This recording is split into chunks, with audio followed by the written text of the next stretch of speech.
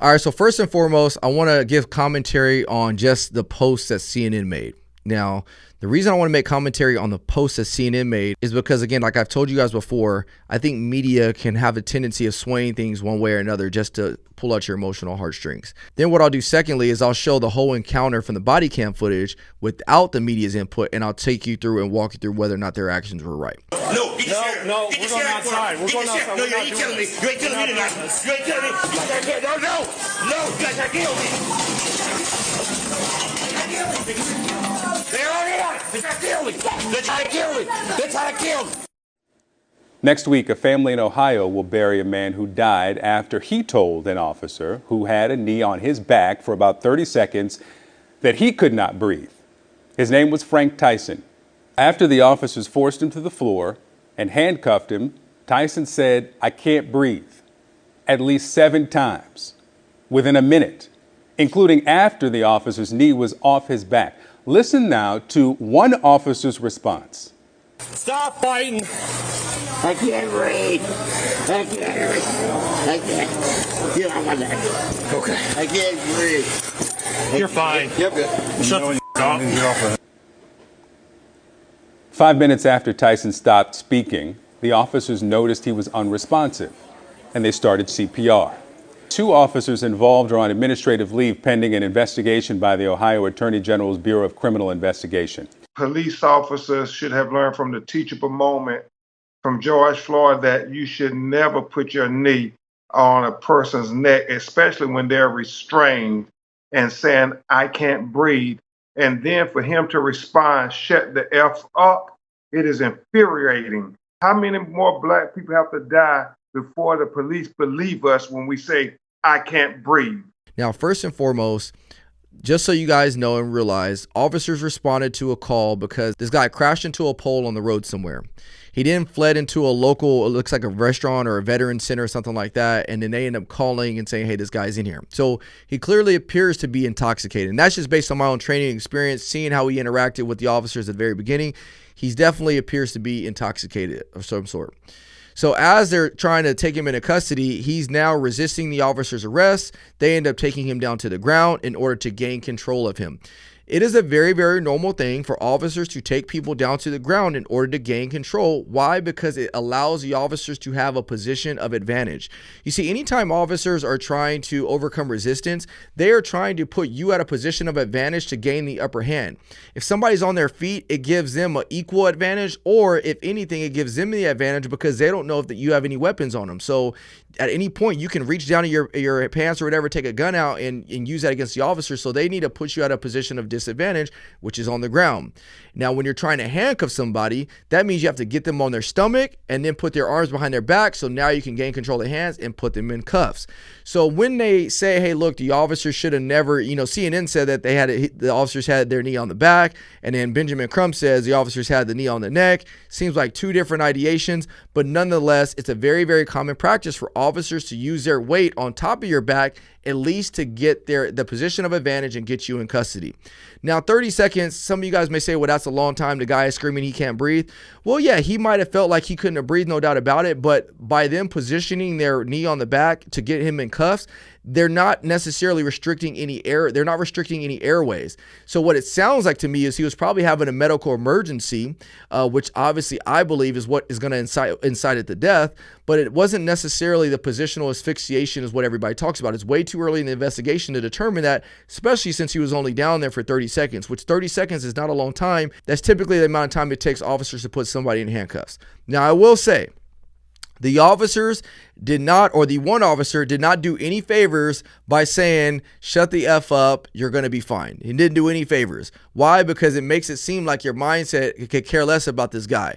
Now, again, I'm not defending officers. Some of you guys always call me the apologist for officers. I'm just telling you what humans do. Not what officers do, but what humans do anytime they find themselves in situations like this. When they're in situations like this and somebody's fighting with you, obviously frustration may get the most of you. So you might say something ignorant like the officer said, is like, "You're going to be fine, shut the F up." And so he just might be charged up because you're fighting with somebody. And so you say things that you may not necessarily mean. Should he have said it? No. But it doesn't necessarily give you a mindset of this officer was out to cause harm to this person. person, no, the guy was having a medical emergency, at least is what it appears to me. So let's watch the unedited version of the body cam footage and let's determine whether or not CNN's account was accurate with the body camera. Let's watch. Newly released police body cam video shows hard-to-watch footage of the death of a black man after he was arrested in Ohio. Now, this happened in Canton last week as officers confronted Frank Tyson after a car accident. Canton's mayor said he released the video to make the investigation as transparent as possible. We should warn you again, the video is disturbing. Elaine Quijano has the story. On April 18th, 2 officers with the Canton Police Department arrive at the scene of a crash. Body cam footage shows a torn pole in the middle of the road. The guy who did this, he's in the VFW. He ran in there. One of the officers finds an abandoned vehicle nearby and is told the driver is inside a bar down the street. That's that gentleman standing at the bar right there. Please get him out of here now. So I do want to pause the video right there because the moment the officers walk in, well, number one is they actually had a lawful reason to be there and investigate. Obviously, he caused some pretty significant damage to the property of the pole, and you're possibly dealing with the DUI or even a medical emergency. They don't know, but they have to investigate.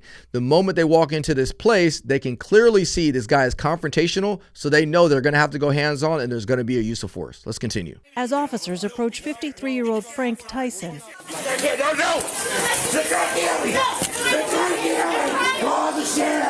a struggle ensues as they try to restrain him. Get on the ground. Officers take Tyson down to the ground. They're going to kill me. And begin handcuffing him, with one of the officers appearing to have one of his knees on Tyson's back. So let's pause the video right here and let's look at the position of the officer with his knee on the back. Now, I know a lot of people are emotionally charged up after the George Floyd situation. I just know it's just the elephant in the room. But again, let's look back before George Floyd. This was a position that officers use all the time. I mean, it happens all the time. There were more situations where officers are able to gain control of people while they're taking them into custody because they're at a position of disadvantage, like I said. And so I know that it charges people up because of the whole George Floyd situation, but the way it's being painted now is being painted like it's a very, very bad thing. But if anything, it allows the officers to gain control of their movement so that way nobody else gets hurt. Let's continue. Calm down. Calm down. As they continue struggling, Tyson can be heard saying he can't breathe. I can't breathe. I can't breathe. I can't. Get off my neck. I can't breathe. You're fine. Nearly 5.5 minutes pass before the officers check on him. Did he calm down? Yeah, he might be out. Almost 3 minutes later, one of the officers begins performing chest compressions. Come on, man. For several more minutes, the officers performed CPR before medics took over and transported him to the hospital. He was pronounced dead there less than an hour later. Like I always say, it's always tragic anytime anybody dies. No doubt about it. So I don't want to be dismissive of that. But the moment the officers recognized that he was not breathing is the moment they started CPR. So it wasn't like they just left him there to die. They realized like, hey, there's a medical emergency. We got to go into CPR. We got to go into life-saving measures in order to save his life. And so was it the knee on the back that killed this man? If you ask me again, they still got to do an autopsy. The autopsy report hasn't come out. But just based on my training and experience, I'm almost 99.9% sure that it was not the knee that killed him, that killed this man. I'm almost positive. The guy was probably having a medical emergency. And so the officers, again, had to gain position of advantage, put him on the ground, get him in handcuffs, and it's not uncommon for people to pass out, especially if you believe he's intoxicated. You have to realize, like, as officers, we deal in the realms of training and experience. And so the amount of times that these officers actually probably come in contact with somebody who's intoxicated is probably far more than the person that's having a medical emergency. So it doesn't mean that we should be dismissive of the person that's having a medical emergency, but they've seen so many times where people are intoxicated that after you get them in handcuffs, they just kind of pass out because they're drunk. And so as they're standing there or whatever they're doing, is not to say that they're being dismissive of them, but they're just thinking, okay, cool, everything's calm, he's calmed down, let's get the ambulance here, we'll take him to the hospital and we'll go from there. The moment they realize he's not breathing is when they go into CPR. So I think it's tragic all the way around. I do think that the officer, no doubt about it, should have probably watched what he said, no doubt, because I mean, he doesn't do himself any favors, if anything, because it makes it seem like, hey, you just calloused. I don't think he was callous. I think he was frustrated because he was using force against somebody who wasn't complying.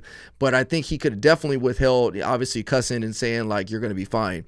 But the officers, what they did is they assessed, they got him on the ground, they reassessed the situation. The moment they realized that he was not responding, they started CPR. So I just think it's interesting that, you know, you have media networks like CNN and all these other people, they're trying to get a rise out of people saying, hey, look, they're at it again. They're doing it again.